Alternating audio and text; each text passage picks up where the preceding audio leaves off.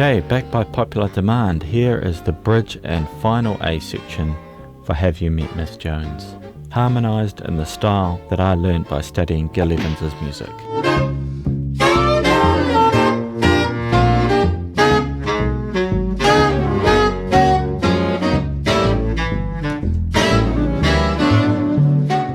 Okay, the challenging thing about this bridge, I find it sort of naff, just with these sequences changing key. Have a listen.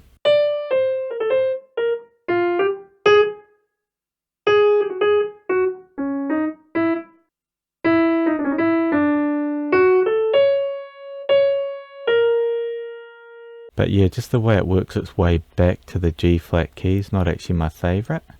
So what do you do? That is the question.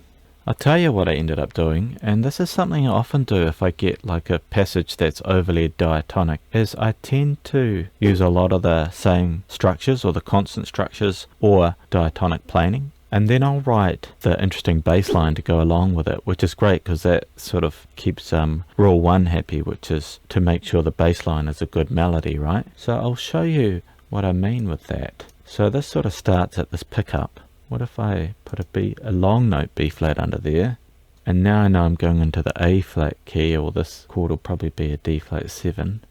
What if I do something fun like that? G natural, go down to the G flat.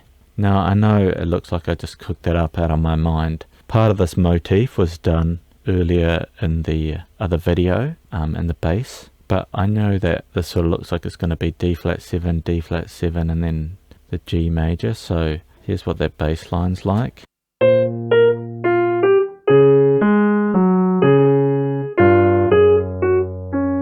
Something like that's going to work for this.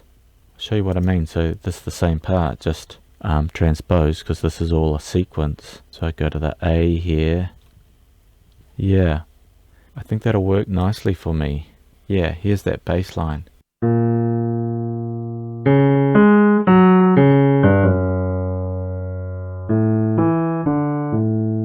Notice how I've got it moving when there's a gap in the melody, and I'm sort of outlining the chords. Then this bit I'll do something else. Let's have a look.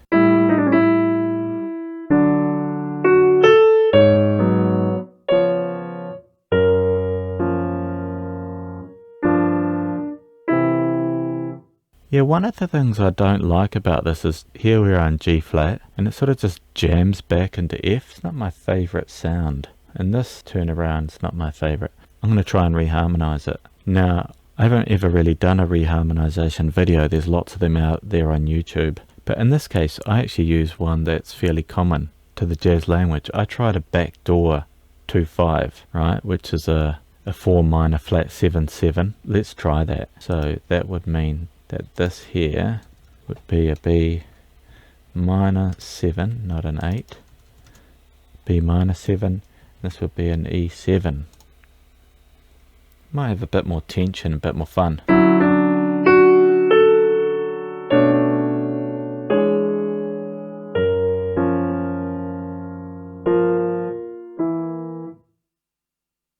Again, this is a case of where I'm coming up with the chords before sort of really committing to this harmonization. So now I know I can put that in. And when I see a rising part like this going to, say, a climactic point, I really enjoy doing some sort of contrary motion. Why, you ask? Well, contrary motion sounds really strong. In this case, I've just gone from the root note downwards to the B.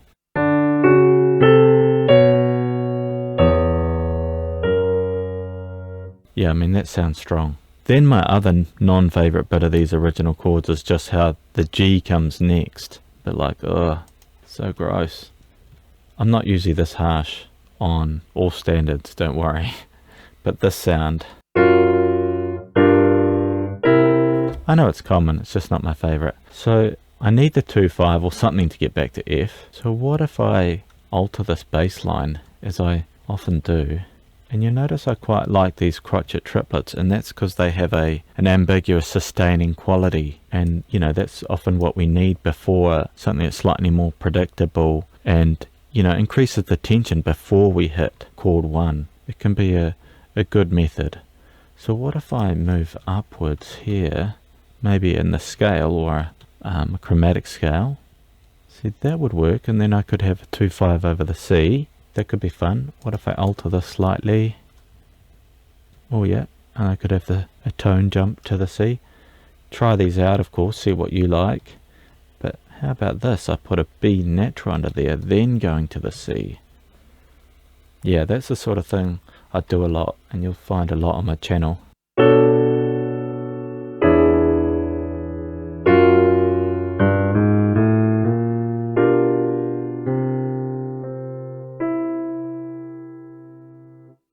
Yeah, I mean, that sounds way more exciting than just going up a semitone to me. And it's fairly common to have a 2 chord over a 5. Gives a nice resolution. So yeah, I'm really liking what we're doing with the bass line here. It's rule 1, really coming in strongly. Now just to connect this, well, I've got all these different melodies happening. I think here it would be easiest actually to do a sort of traditional type of super sax sound where you double the melody in octaves and have the inner parts. It does mean I'm breaking rule 3, which is my 3 inner parts to create 5 distinct pitches. But I feel like that might be nice after all this different movement, and then it's going to hit this really strong, rich moment anyway. So that'll be good. I think you could hear how satisfying that is. I'll just play that to you. Here's the alto and bari sax playing that moment.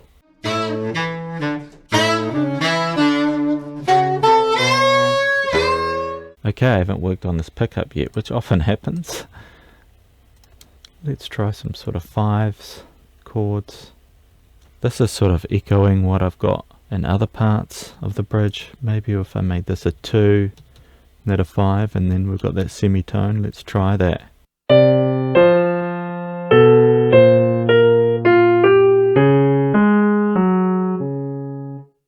Yeah, that's good. Alright, now here's those constant structures I was telling you about. From here to here, this is all B flat major, apart from my little grace note. So let's try it as a constant structure or diatonic planing. So let's put a 3rd down below it, 2nd, and then another 3rd. Let's see what we get. I'm going to take these grace notes away just for now so we can see what's happening without it getting too mucky. Right, it's not too bad. See, let's look here. We've got a B flat 6, and the thing is we get so many of the diatonic notes coming at us that we get the sound of B flat strongly. Play these chords just without the bass line.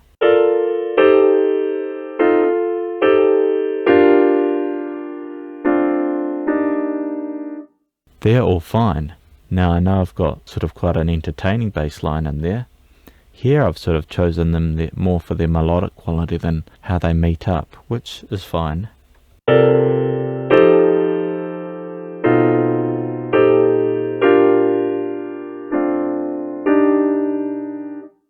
Yeah, that actually works. And you can see you often make important chords like this along the way anyway. So here, for instance, is a F9. Here's our B flat 6. This one turns out to be, you know, like a A minor 7 flat 5 over B flat. But again, it doesn't matter. This, if we take the B flat as the root, we get a B flat major 9. See what's happening? And then I guess we call this an E flat major 7 over the B flat. So this method can work really well on these sort of super diatonic moments, or give you a bit of a different sound. It's great for rule 4, which is don't repeat notes in the same part in a row, because we know that each part's moving sort of the same interval. Here's what that sounds like.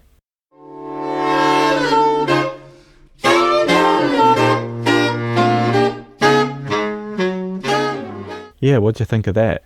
So let's do the same for this G flat section now. I just have to do the same, but make sure I get all the flats.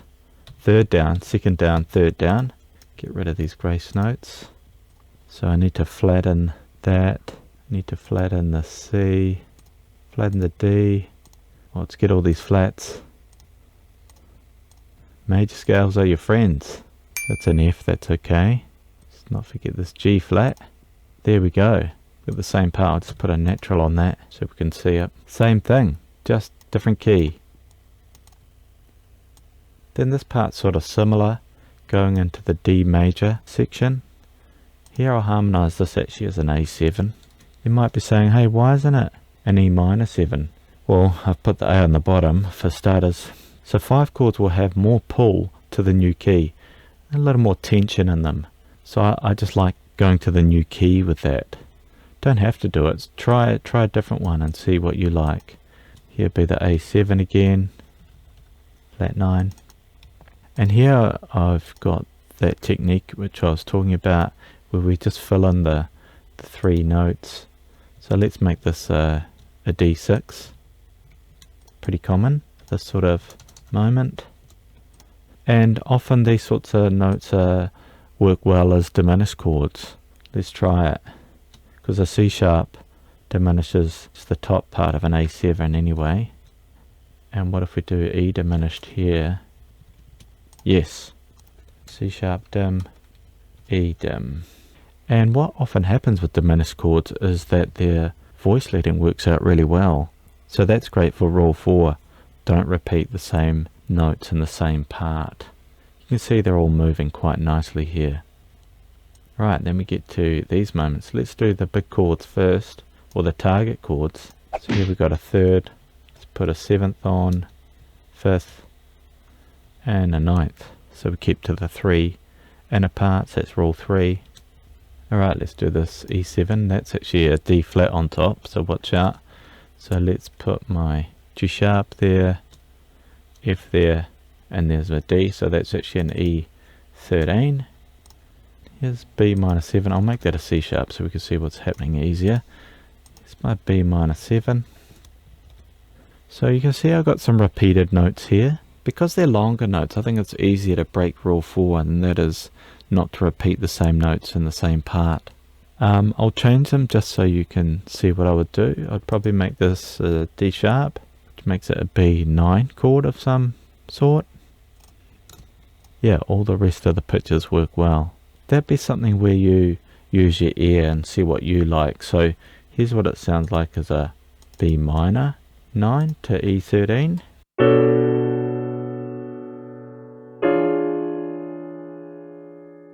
Yeah, it sounds good.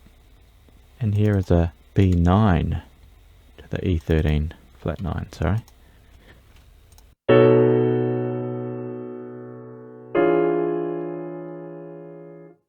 See what you like. Okay, and let's fill in these 2 chords. Let's fill in some sort of, we could make this some sort of fancy chord, but let's just try a D6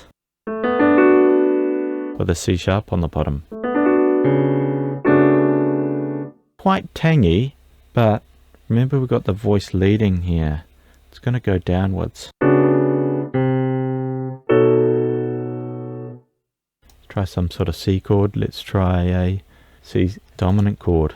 So let's have a 3rd, flat 9, 7th.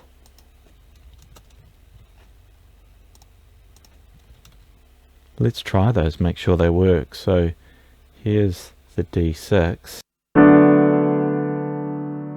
D6 over C sharp, C13 flat 9,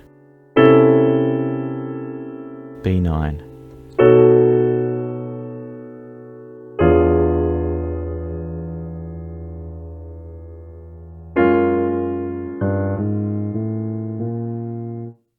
Yeah, that works well. I think, again, harmonizing the important notes first, make sure that everything else sticks together.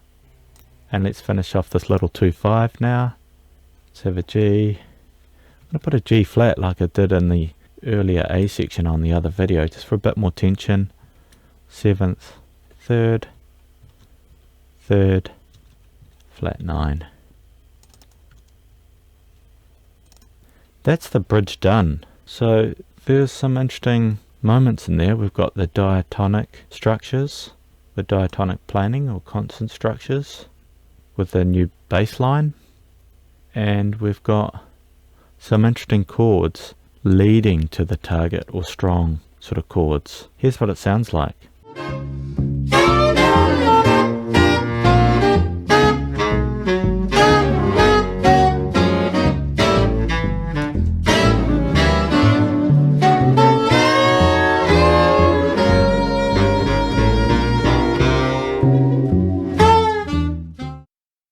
Thanks a lot to Nick Bowd, by the way, who's playing these for me. Nick Bowd's an amazing sax player who lives in Sydney, Australia. And thanks to Gabriel Casaro, my bass playing regular. Their links are in the description.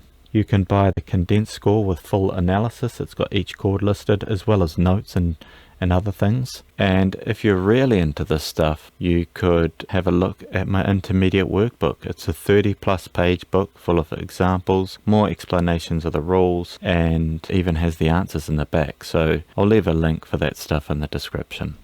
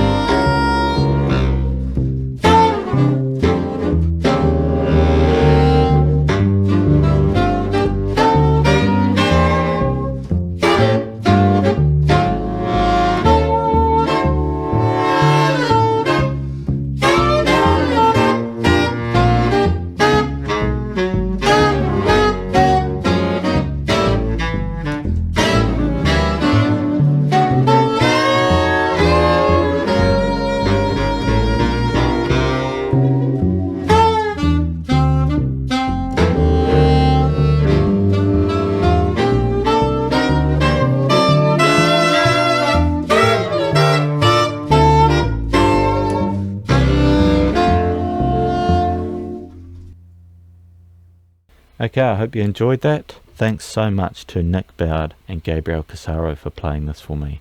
Love your work. If you've got any questions, leave them in the comment section. See you later.